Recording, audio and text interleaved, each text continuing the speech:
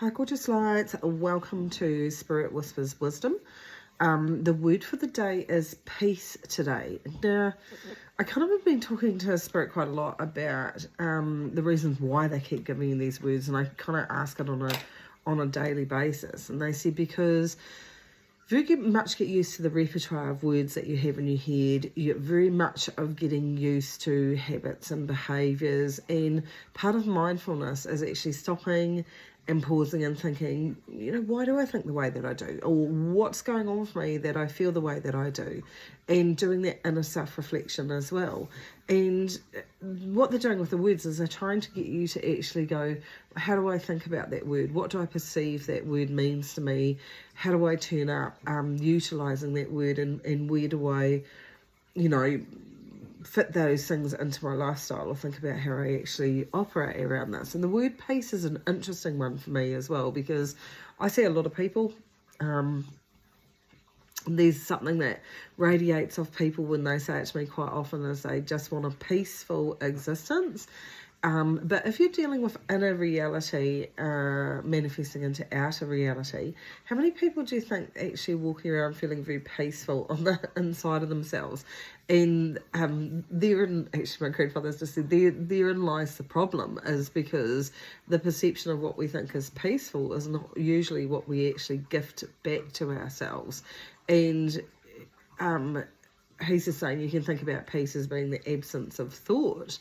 But what does actually bring you peace? How do you actually feel peaceful about situations that are beyond your control, or somebody suddenly reacting in a certain way? How do you maintain your sense of peace through that? And you really actually have to be able to actually, keep your peace for yourself, because that's the only reason that you need to kind of look at this, is to say, actually, where do I give myself enough peace? Where do I give myself enough time to reflect so that I can work on some inner peace? Because that inner peace, as you work on it, is going to reflect into your outer world. And the way that it reflects into your outer world is simply this way, is when you have a sense of peace in here, that everything's exactly the way that it should be and needs to be and is going to be, there's no need for you to interfere, take responsibility, feel like you need control of the situation. There's none of that actually going on. So there's an enormous sense of peace when you can come into, allowability, where you just go, you know what? It is what it is. And that is a saying over the years that people have actually said to me is one of the most irritating sayings that somebody can say. But in the reality of what is actually happening, as soon as you go, it is what it is, and surrender to the need to fix it or compensate for it or adjust it or whatever, you can actually sit in the reality. And he's pointed out it might be an uncomfortable reality at times, but you're still sitting in reality. And there is a sense of peace that actually comes with acknowledging it is what it is. It might not be ideal, but it is what it is. And I think at the end of the day, we keep thinking that we have to strive to be something, do something, achieve something, when there's a part of us just needs to be at peace with the way that things are. Now, if you want to change anything, by all means, you have the ability to actually go, I'm the creator of my own destiny. I'm a creator of my inner world, so within, so without. So what do I need to do to give myself a peaceful existence? Exactly. Granda's just said you need to cut yourself some slack and actually realise that the human journey is actually fraught with lots and lots and lots of issues that have the potential, I love that he says, to steal your peace, but only if you let it.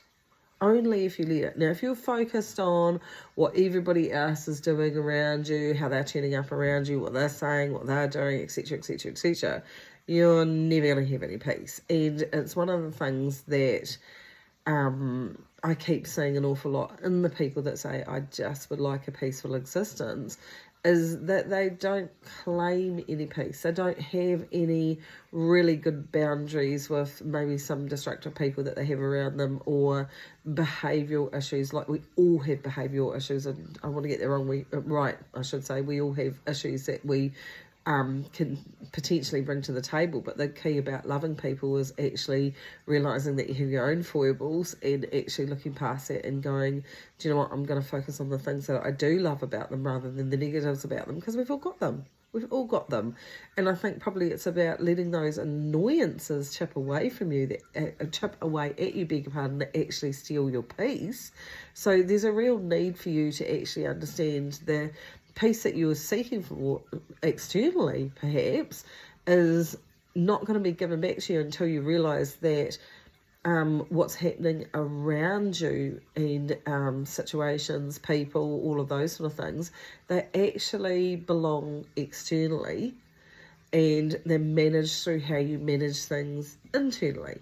So if you want peace in a situation, then bring peace to yourself first, so that you can actually step back and observe that you're letting a situation or a person steal your peace.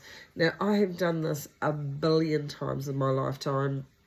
I'm really, really good at as being hypersensitive, as seeing what's actually going on in the situation, and then having a responsibility need to change the situation or try and help people or try and do this or try and do that. That's never going to bring me a sense of peace, because they're just basically in my hypersensitivity. And it's the one thing I try and work with hypersensitives about, is nobody made you personally responsible for fixing a situation until somebody stands right in front of you and says, you personally need to fix this.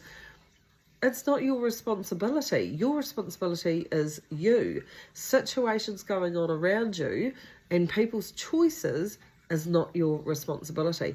They have their own life path. They have their own mistakes, their own things, lessons, learning, joys that they get to experience. You're not responsible for any of that. And if you're getting frustration in this energy that's stealing your peace, then understand you are coming from a place of responsibility that says that in some way, shape and form, you're responsible for what's going on.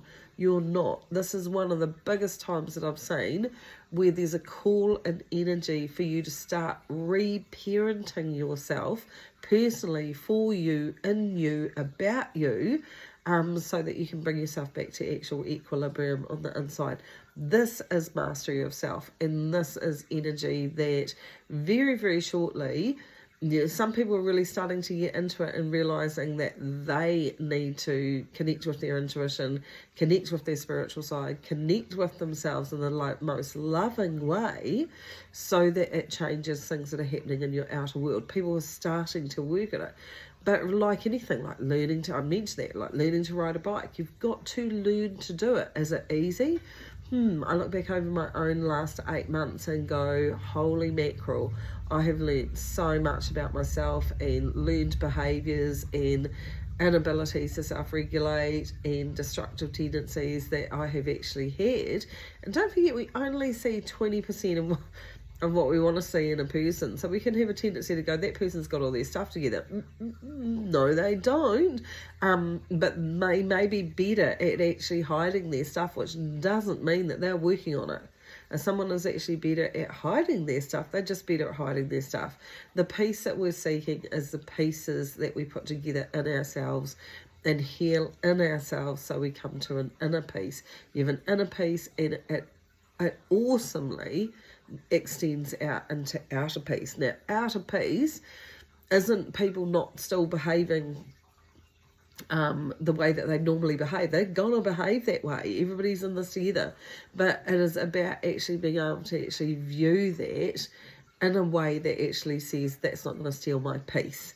So, and we're not actually fantastically heading for a magical world here, and certainly not in 2024. This is a realization year, it's a refocus year, it is balancing, it is inner mastery. There's a whole lot going on this year. It's actually fascinating and will be daunting for a lot of people if you're not looking at your part of the equation and you're not actually looking at you. So inner mastery will be shown to us over and over again this year, the choices that we make and what's going on in our outer worlds as well. So start with thinking about, how do you nurture you? How do you bring your peace to you?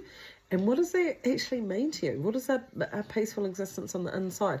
For me, it's not listening to the blather that goes on in my head. No offence to Spirit, they're a different kind of blather. The blather that goes on in my head of self-doubts, limiting beliefs, core programming, relearning to reparent myself emotionally in a healthy way. All of those sorts of things are the things that challenges you on the inside and are the things that can steal your peace. So it is about actually applying compassion and empathy and love and understanding, because I tell you why, the more you can do that, the more that you can self-nurture, the more you can bring it back to love and loving all those broken aspects of yourself, the closer to your spiritual self you become, the more you notice the wonder of the world and the peace that brings you by getting away from the clutter and being able to connect in this way as well. Is it worth it? Yep. Is it easy? Nope. But at the end of the day, it comes down to how prepared you are to love thyself. That's the peace you're looking for.